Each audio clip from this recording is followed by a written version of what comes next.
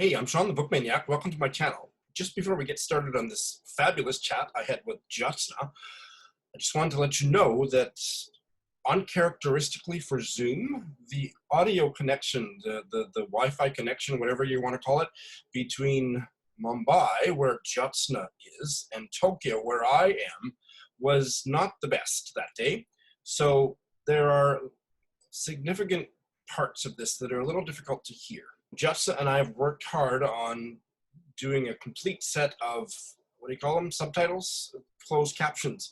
So if you're having trouble following any of the conversation, please just turn them on, because we have them so that you can follow more easily. That's all I want to say. Now, here we go. Hello, BookTube. I'm Shawn the Book Maniac. Welcome back to my channel. I'm here with a very special guest, somebody that I have just recently discovered on BookTube, and her name is Jyotsna, and her channel's name is Jyotsna's Bookscapades. Welcome, Jyotsna. Yeah, thank you, Shawn. Thank you. I feel honored to be here. I feel very nice and special because I'm on Shawn the Book Maniac's channel. This feels nice. The pleasure's all mine. How are you doing? I'm doing great. How are you doing? Oh, pretty good, yeah. Having a lazy day here in Tokyo. Where are you? So I'm from Mumbai, India. Yeah, I've always been here. I've never been to India. Can I come and stay at your house? Yes, you can. And let me tell you, the best time to visit India is generally Christmas time. So it's like November, December. Oh. Because normally in India, it's like super hot. Like this is our monsoon right now. So we have like 3 seasons. From March to May, we have summer and it's super hot. And you will be more red than you are right now. It's like super, super humid. Normally when it rains, it's more pleasant. But then again, it's like, so the best time is winter. So our winter is the most pleasant winter. And I think many people have told me this. Winter is the best time and you're welcome.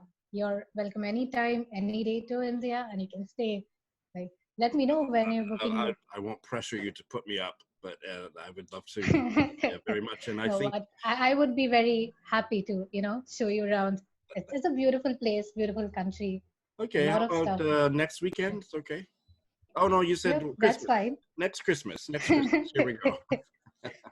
But if you have a private jet, next weekend's completely fine. I mean, I think. All right. Yeah. I'll get right on that. So tell us about you and BookTube. You've been on and off BookTube for quite a few years. Yeah, I actually started my YouTube channel in 2017. And yeah, and more importantly, I started the channel as an art channel because I do paint a lot. Like I paint and I read, like those are the 2 things I do. But then I wanted to divulge or kind of diversify the channel into multiple arenas. And then I kind of made a lot of book videos as well. I even made a makeup video, if I remember. I mean, that was a long time back.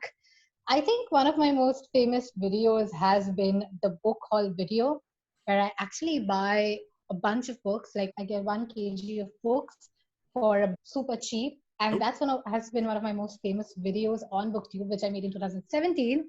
And after that, I was just off the grid, off the radar for a very long time because life happened. I was switching jobs. And then later on during the pandemic, I felt like it's a good time to restart. Not that I fell off reading. I was reading a lot. I was using Goodreads a lot as well. Yeah, I'm back on BookTube for good now.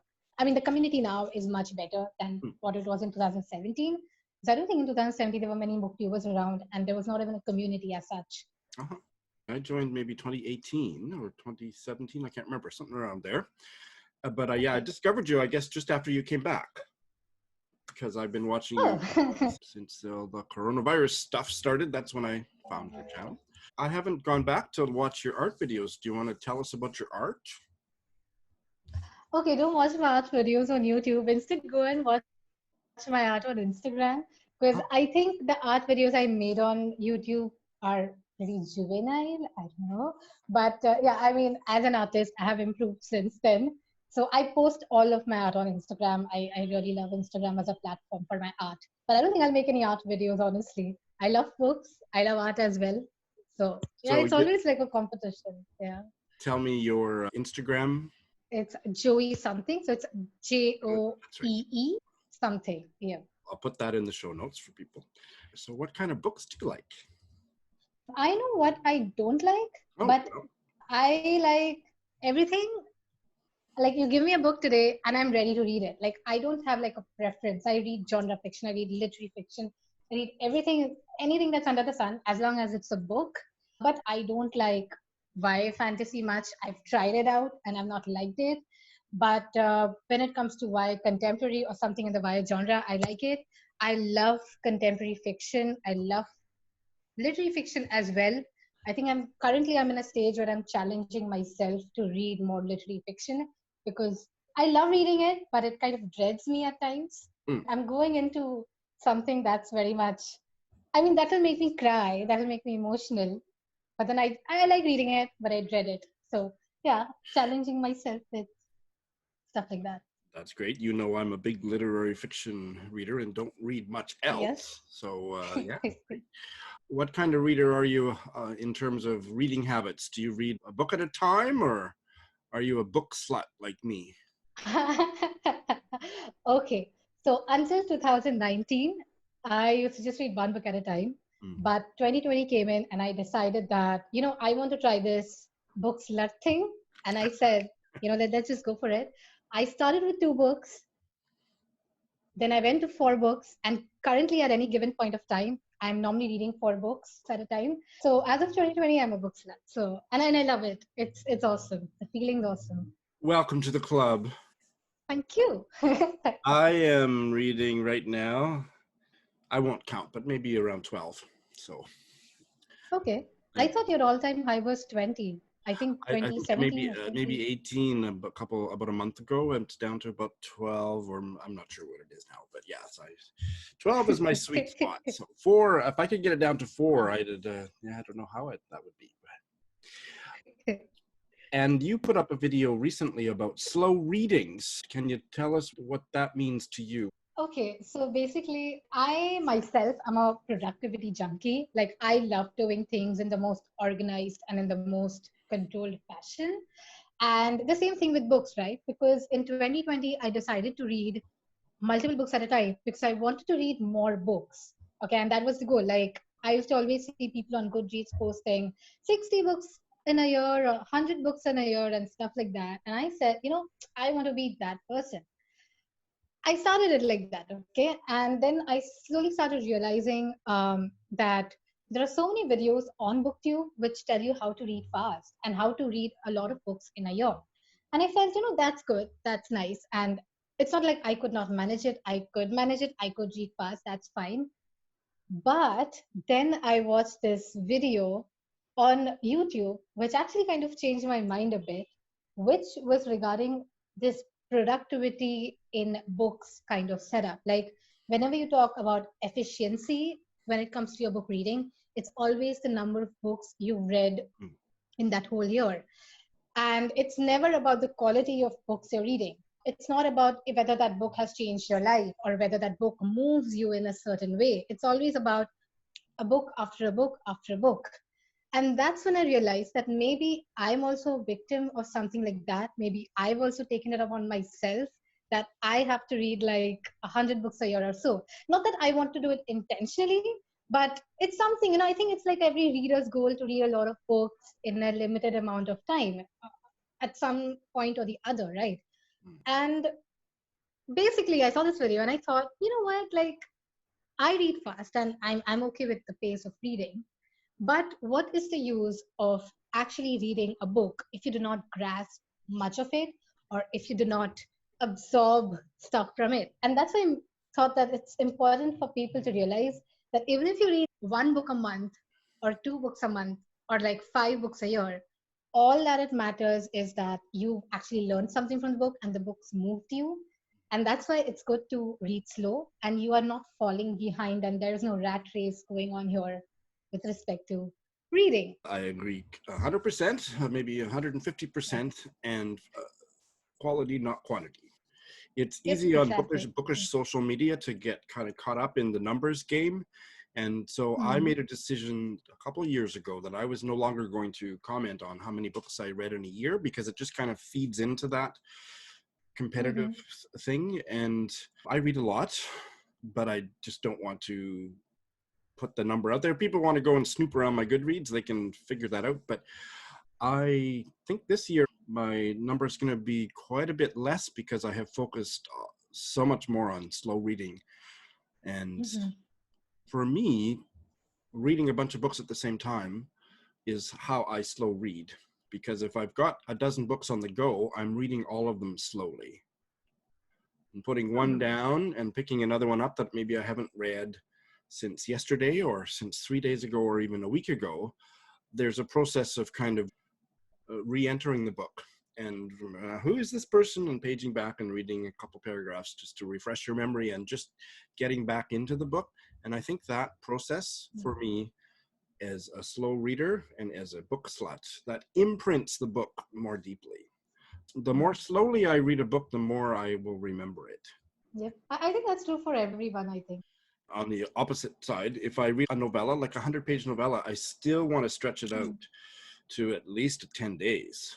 Because if I read it in one sitting or I read it in one weekend, I won't remember it 6 months from now. Are you reading anything interesting at the moment?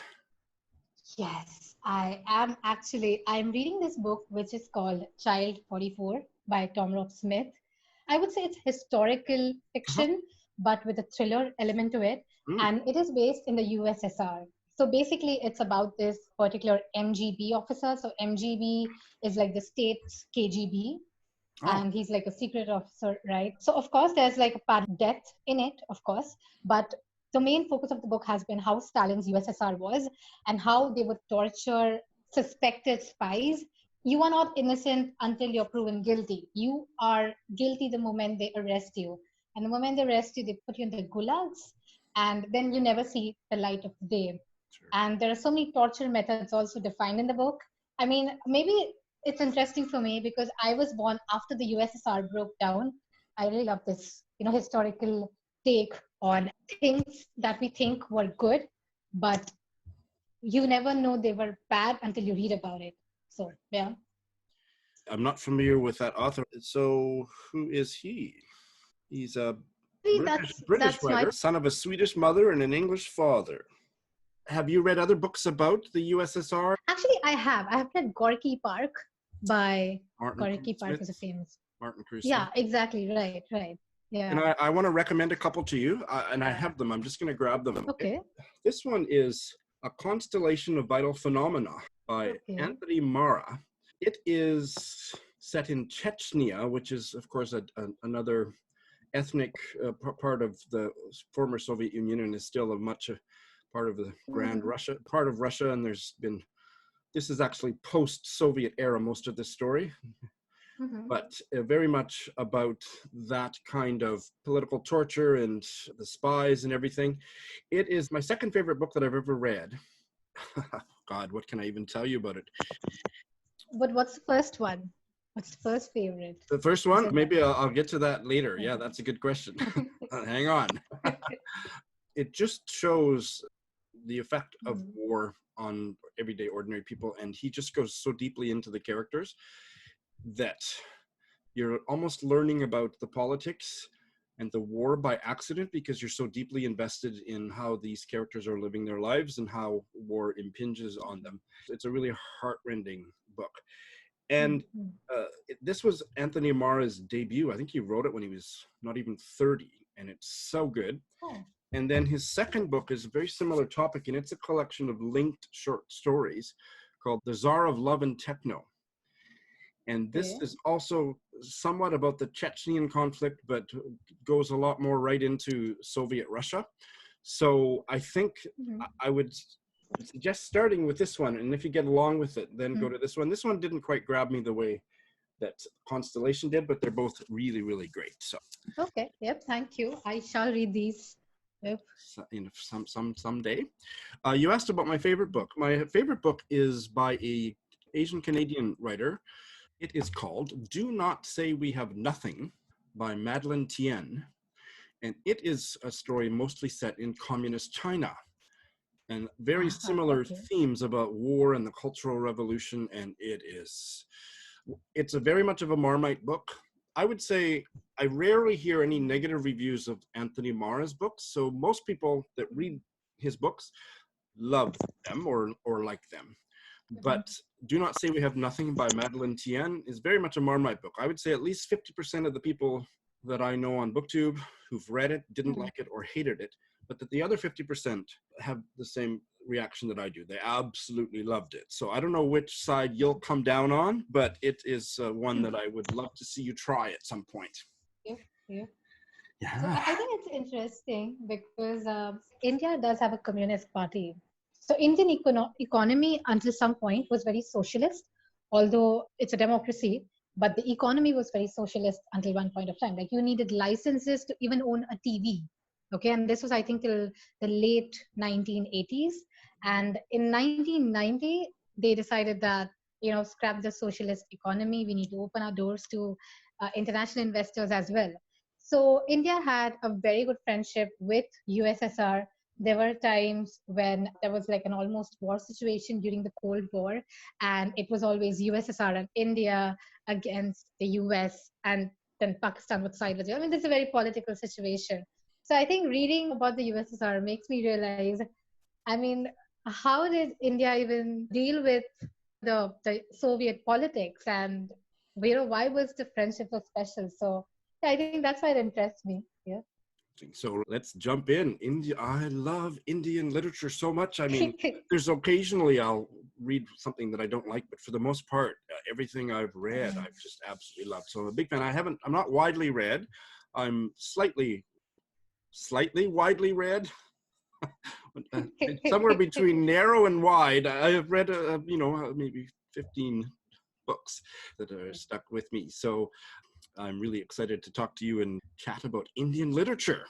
You're doing a read along now, right?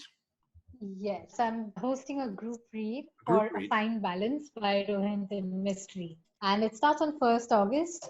So, it hasn't started yet. It depends on this video. No, it's not started yet. It will start. So August is when India celebrates its Independence Month. So 15th August is our Independence Day. So I think it was like a good month. So yeah, we have it ongoing, and it's still open as of today. So yeah. Well, I don't know if this video will go up in time. How long will your group read go? It's like a month-long group read. So from 1st August till the end of the month, till 31st. So here's where my bias comes in about slow reading. I read that book alongside many other books about 4 years ago, and I think I read it over 2.5 months. And that's just it's one of the best novels I've ever read. I won't say too much, but it's very heavy. You're going to need a lot of emotional fortitude to get through to the end of it, but it's just amazing. So all of us can cry in a group instead of like crying, in our homes. Group cry, have a group hug. Yeah, you're going to need a group hug by the time you get to the end of that one. And Rohinton Mystery is a Canadian. He is? Yeah, what? Well, he was born in India, but he is Canadian. He was born in Mumbai.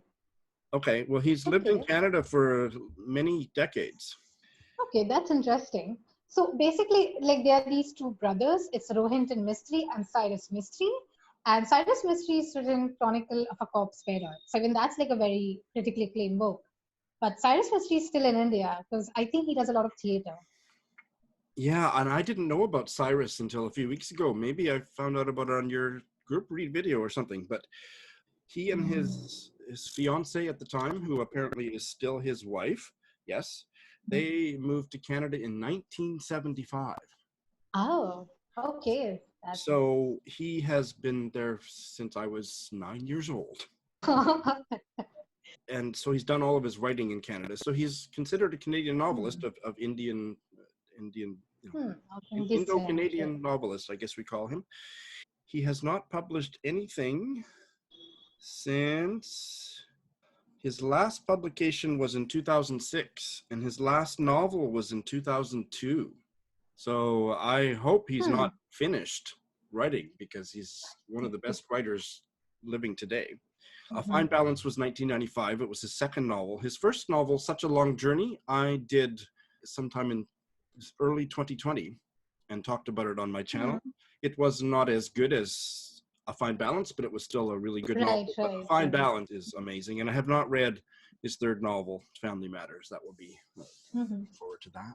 I will be very excited to see how your group read goes. Yeah, same here. I finished it on audio, so I don't know if there's more than one audiobook version, but the one that I listened to for the last half of the book, I did it while reading and listening at the same time. It was excellent. So what other books by Indian writers have you loved, or what ones do you recommend?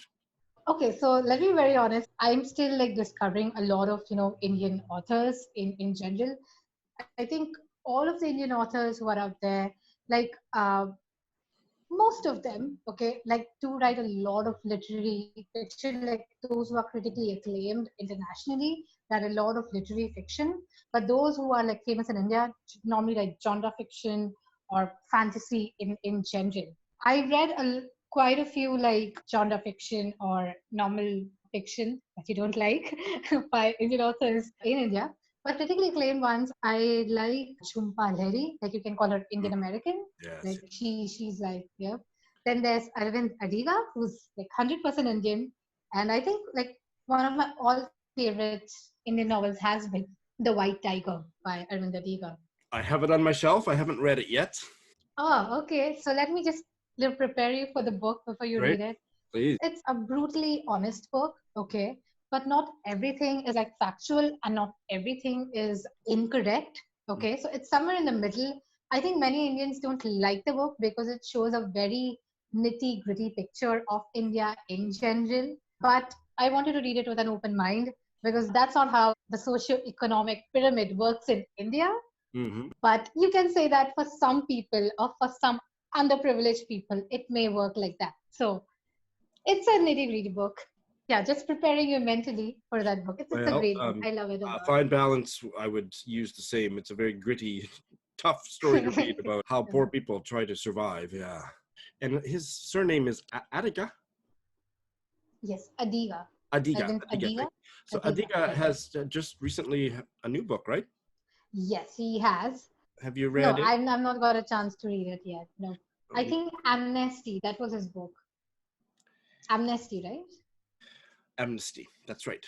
Yes. Yep, right. Don't know a thing about it. Where is he based? He's based in Chennai. And does he live in Australia now? I think, yeah, he did move abroad I think he's like primarily a journalist. So. And I think he did live in Australia for many years, but if I can trust Wikipedia, it says he doesn't live in Australia anymore. He's back home living in Mumbai. Okay, in Mumbai. Okay. So, but he's actually from Chennai. So Chennai is a city in the south of India. Okay. So it's on the eastern coast. He was brought up there. That's what I know. So not back home in Mumbai, but he lives in Mumbai. You can have coffee with him. Yep, I would love to. Yes. You can make a video with him. I want to compare our Goodreads profiles in a minute, but before that, what's it like as a reader living in Mumbai? What's the literary culture like? Where do you find your books? Is it got lots of great bookstores?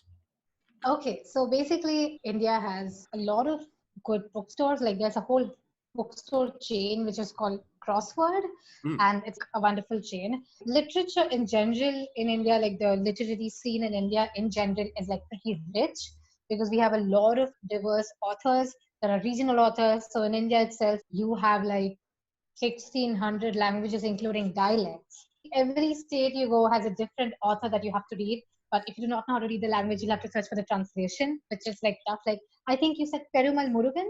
Like I think he was there in one of your TBRs. Yes. So he is from the state of Tamil Nadu and he writes in Tamil. So all his books are translated from Tamil to English, like that. So the literary scene is very rich. More importantly, I think earlier in India, the literary scene was very much for the privileged or for those who are from like elite backgrounds. But now it's kind of spread to the masses via YouTube as well, because there are a lot of writers who do write genre fiction too in general. And they also have these, I would say, mass appealing plots and stuff like that. So overall, if you see, the literary scene in India has grown like richer as compared to where it was before. But as of today, it's great. We have great writers who write contemporary literary fiction as well. And we have writers who write genre fiction as well. And I think there are a lot of book fests as well. India itself has a whole award for literature. It's called a Sahitya Akademi Award. So it's like the Yes. National Book Award. And their job's pretty tough because they have to judge books. I won't say from 1600, I would say from like 28 to 30 languages because those are like the official recognized languages in India.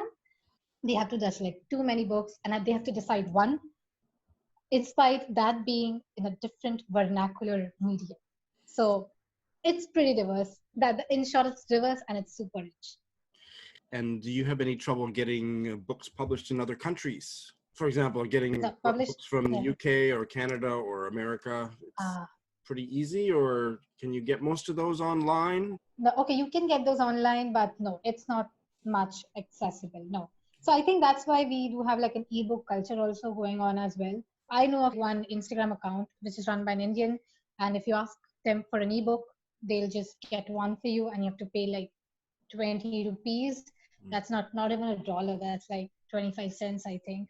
So yeah, I mean, new problems require new solutions. So you don't get a book from the UK, but you can ask someone to get it for you in an ebook format. Yeah. In the future, I may be asking you to get a book from India for me, and I'll send you a book from Japan. Yeah, that works out well. Sure. Great. According to Goodreads, our compatibility in reading is 63%. Oh, okay.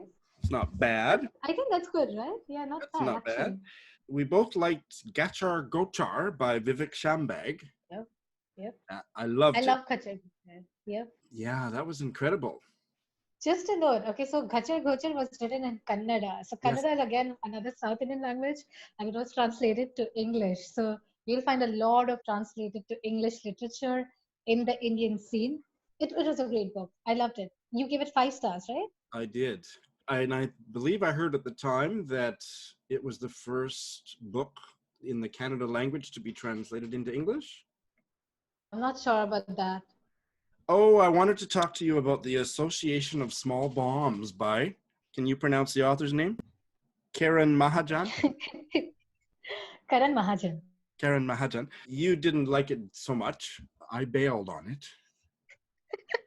You hated it. Yes, I did see it. Did you see it? Even I think it's not a good book, but I want to know from you because you just give it 1 star. This was back in the day when I would give star ratings to my bails. I don't do that anymore. I don't think it's probably fair unless I've read at least half of the book. Rarely now do I actually give a star rating to a bail. But back in the day, I didn't care about that, and I did. I gave it 1 star. So basically, like, I gave it 3 stars. Yeah, you can see it, right? Yes. I gave it 3 stars, and 3 stars in my dictionary does not means it's not that good. So basically, I have this rating system on Goodreads. It's like 1, 2, or 3. Like if it's 3, it's just a waste of bookshelf space. I just donate the book. When I give something 1 star, it's like this should not have been even being published. And when I give something 2 stars, it's like whose idea was this in the first place? I give it 3 stars and not 2, is because I really like the concept. This was Karan Mahajan's debut novel, right? And it felt like the concept which he wanted to implement looked pretty nice. Like it was a nice concept where, you know, everything comes like 360 degrees. I think I love those stories where you start with a character and you know, define the adjoining characters, and then you're back to like a full circle and you land up where you start. I love stories like that, and I love the concept, but I did not like the execution at all. Like the execution was very bad. But yeah, I think I can forgive him for its debut novel. Has he written anything more? I think he's written 1 more book, but I don't want to read it. Yeah, it was just maybe a string of 4 or 5 bad sentences in the first 20 pages. It's like, no! So...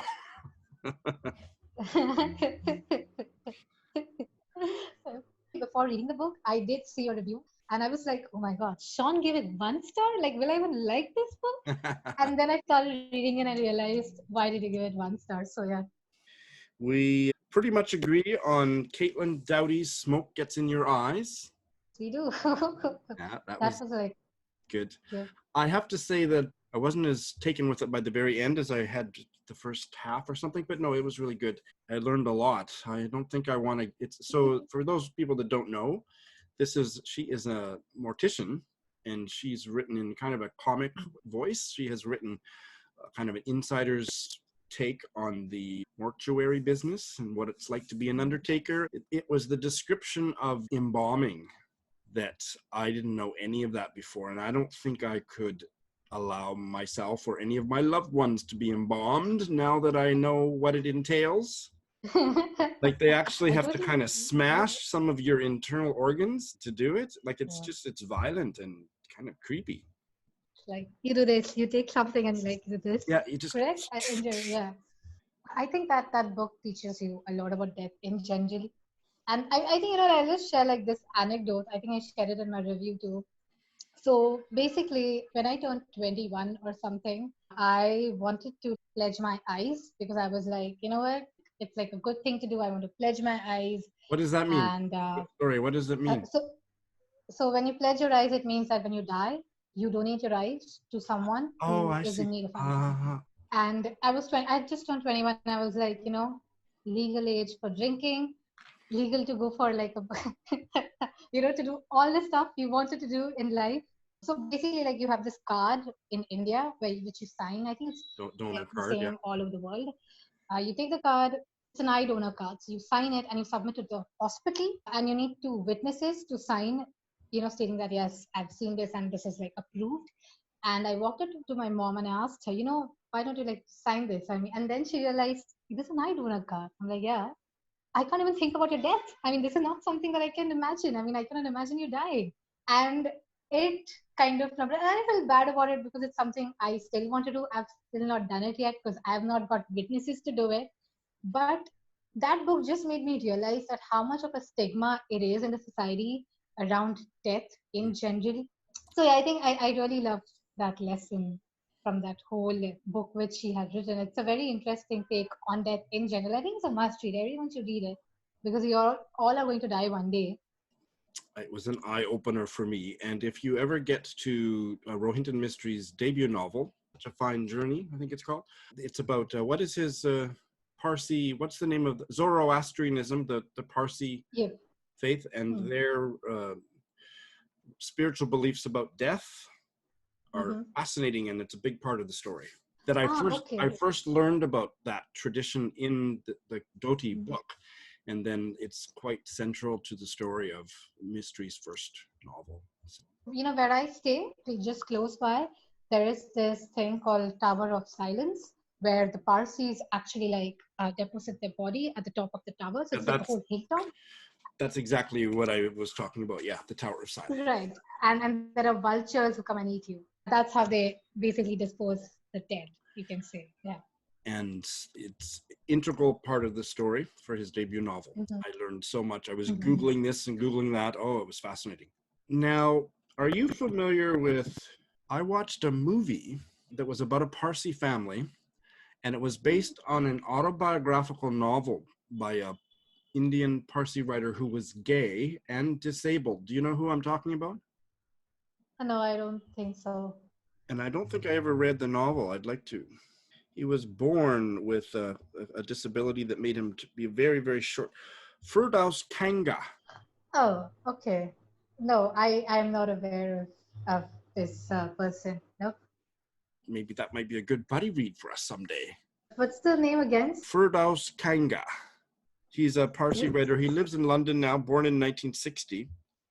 And his autobiographical novel that was made into a movie is called Trying to Grow. Okay. And the movie was called Sixth Happiness. Okay, interesting. There isn't much about him here on Wikipedia, but the movie, 1997. Oh, okay. So, yeah, we can talk about that offline. I'd love to read the book with you. That's the best. Jyotsna, it's been an absolute delight to have you here, and I hope you'll come back another day and we'll talk about books some more. In the meantime, I want to send all of my subscribers over to check your channel out. Hello. Well, yes, thank you so much, Shawn, and it's been an honor to actually sit here talk to you. It's been so much fun, so thank you very much.